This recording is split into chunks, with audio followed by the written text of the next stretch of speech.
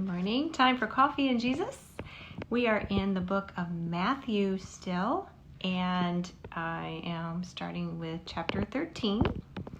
We're going to do verses 1 through 30. It's a really long chapter, and this is the chapter where Jesus uses parables to talk to people and explain things.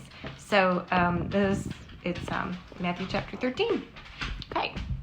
That same day, Jesus went out of the house and sat by the lake. Such large crowds gathered around him that he got into a boat and sat in it while all the people stood on the shore. Then he told them many things in parables, saying, A farmer went out to sow his seeds. As he was scattering the seeds, some fell along the path, and the birds came and ate it up. Some fell on the rocky places where it did not have much soil. It sprang up quickly because the soil was shallow. But when the sun came up, the plants were scorched and they withered because they had no root. Other seed fell among the thorns, which grew up and choked the plants. Still other seeds fell on the good soil, where it produced a crop 160 or 30 times that was sown. He who has ears, let him hear. The disciples came to him and asked, Why do you speak to the people in parables? He replied, The knowledge of the secrets of the kingdom of heaven has been given to you, but not to them. Whoever has will be given more, and he will have an abundance. Whoever does not have, even when what he has will be taken from him. This is why I speak to them in parables. Though seeing they do not see, though hearing they do not hear or understand. In them is fulfilled the prophecy of Isaiah. You will be ever hearing, but never understanding. You will be ever seeing, but never perceiving. For this people's heart has become calloused. They hardly hear with their ears, and they have closed their eyes. Otherwise they might see with their eyes, hear with their ears, understand with their hearts, and turn, and I would heal them. Sounds like a lot of people today, doesn't it?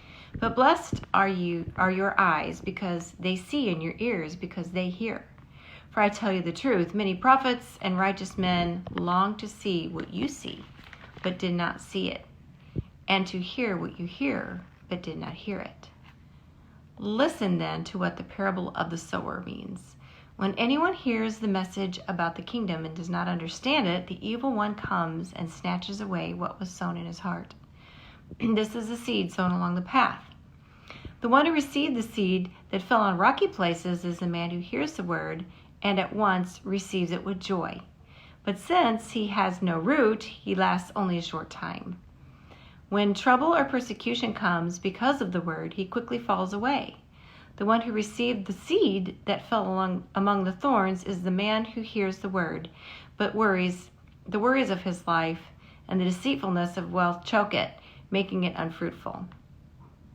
But the one who received the seed that fell on good soil is the man who hears the word and understands it.